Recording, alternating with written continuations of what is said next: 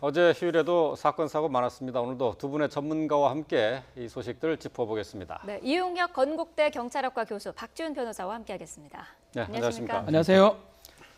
자, 최근 경찰 수뇌부의 진흙탕 싸움 때문에 경찰 내부가 시끄러운데요. 이런 와중에 서울의 파출소 경관이 동료 여경을 성폭행했다 하는 신고가 접수가 돼서 조사가 시작이 됐습니다. 네. 자, 어떤 내용인지 좀 간략하게 정리를 해주시죠.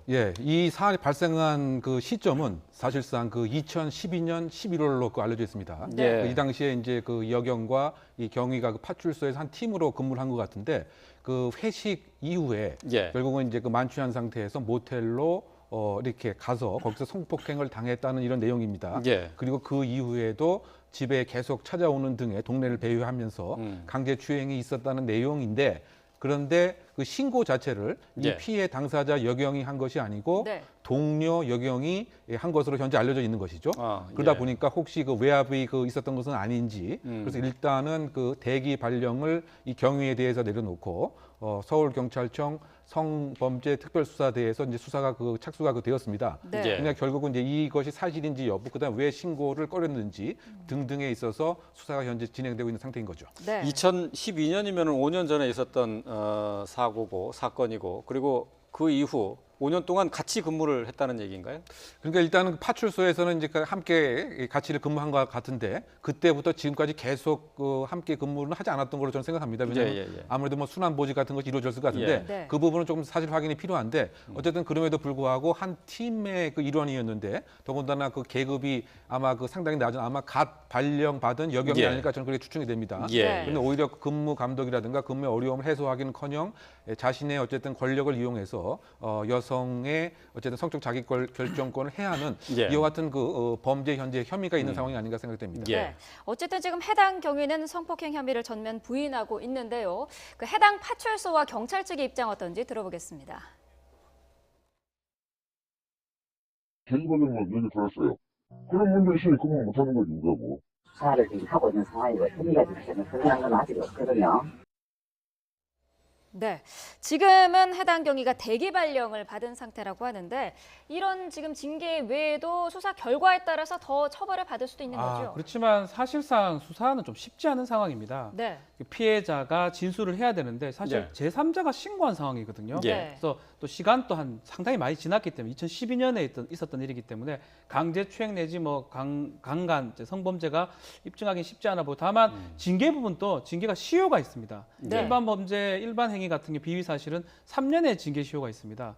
또 그것도 지났다고 봐야 되기 때문에 사실 경찰 입장에서는 혐의 확인하는 것도 어렵고 징계하는 것도 만만치 않은데, 다만 그 이후에 예를 들어서 이 시간 안에 어떤 여성한테 여경한테 접견해서 했던 그런 행동이 있다 그러면 징계는 가능한 그런 상황입니다.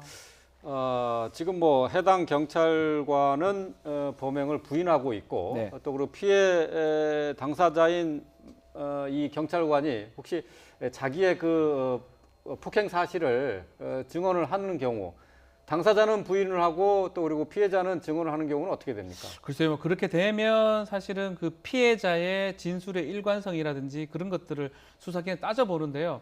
가장 중요한 것은 시간이 상당히 많이 지나 있는 상황입니다. 그렇기 때문에 지금 상황에서 이 성범죄 관련되는 걸 처벌하기에는 좀 어려운 상황이 아닌가 이렇게 좀 보입니다. 단순하게 오래됐다는 것이 처벌받기 어렵다는 겁니까? 그래서 아니라고 지금 얘기를 하고 있는 상황이고요. 범행을 저질렀다고 추측되는 그 경위 같은 경우는. 그리고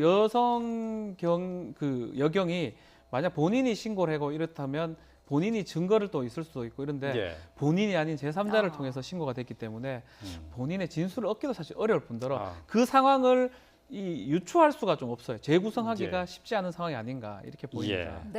자, 이번 사건은 5년 전의 일입니다만은 최근에 보면은 최근 2년 동안은 성범죄로 징계를 받은 경찰관이 꽤 있습니다. 48명이나 된다고 하는데 이 중에 30% 정도는 현직을 유지하고 있다고 해요. 네, 한 30%가 뭐 현재 경찰직에 있습니다. 아마 그 이유 자체는 소위 말해서 파면이나 해임이라고 하는 징계 처벌을 내려도 여기에 불복을 해서 소총심사위원회에 제소를 하게 되면 상당 부분 경화해지는 경우가 대부분입니다. 예를 들면 이제 파면 해임 정도에서 예를 들면 이제 한 단계 정도 그 징계의 수위가 낮아지는 경우가 분명히 있습니다. 네. 그러다 보니까 현재 약 30%까지는 계속 그 직을 유지하고 있는 것 같고요. 네. 이러다 보니까 그 경찰이 한 2, 3년 전에 발표했던 성과 관련된 비위가 있어도 원 스트라이크 아웃제를 시행하겠다 얘기했지만 그렇죠. 실제적으로는 이제 그 법상과 행정 불복 절차상에 어쨌든 그 징계 수위가 낮춰지기 때문에 네. 계속 그 직을 유지하고 있고 이러다 보니까 사실은 이제 그 경찰의 업무의 특성이 여러 가지 범죄, 특히 그 성범죄에 대해서 엄단하는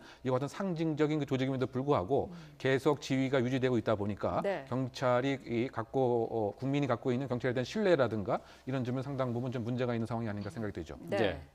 뭐 말씀하신 것처럼 성범죄 관련해서는 경찰이 이제 한 번이라도 걸리면은 경찰 옷을 벗어야 되는 것으로 이렇게 돼 있는데 소청 심사를 통해서 이렇게 다시 경찰직을 유지한다는 것은 분명히 이제 국민들에게서 어떤 뭐 신뢰를 얻기에는 상당히 좀 힘든 상황이 아닌가 싶어요. 물론 이제 그렇죠. 그런데 뭐 예를 들면 이제 그 법 절차에서도 그 당사자와 뭐 합의를 한다든가 네. 또는 이제 그 성범죄의 여러 가지 경중을 봐서도 직접적인 뭐 성폭행이 아니고 뭐 간접적인 뭐 성추행이라든가 뭐 이런 정도에 있어서 소위 말해서 소명과 어떤 불법 의사를 그 표시하는 경우 그 소청심사위원회에서는 징계의 그 정도가 너무 강하다. 또 징계의 범위를 일탈한 오남용의 우려가 있다라고 하는 이유로 사실은 이제 징계 수위가 뭐 떨어지는 이런 경우가 상당 부분 있습니다.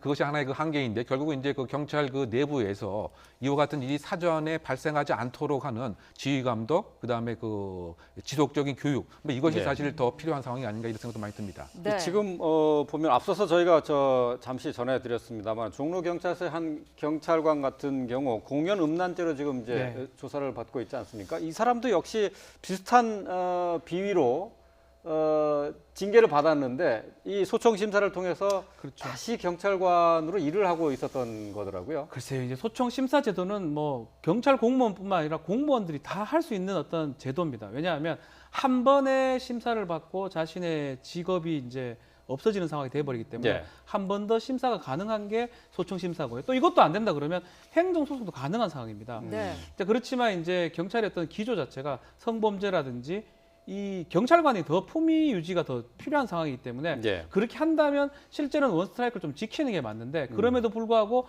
계속 반복해가지고 인사소송으로 구제를 받고 또 특히 지금 공연 음란 행위한 경찰 같은 경우는 또 반복을 해버리기 때문에 그런 측면에서는 경찰 좀 그 위에서 좀 제대로 판단해야 될 필요가 있지 않을까 생각이 좀 듭니다. 네. 그렇지 않아도 최근에 경찰 내부가 시끄러운데요. 이런 불미스러운 소식이 자꾸 전해지면서 경찰을 바라보는 국민의 시각이 곱지만은 않은 것 같습니다.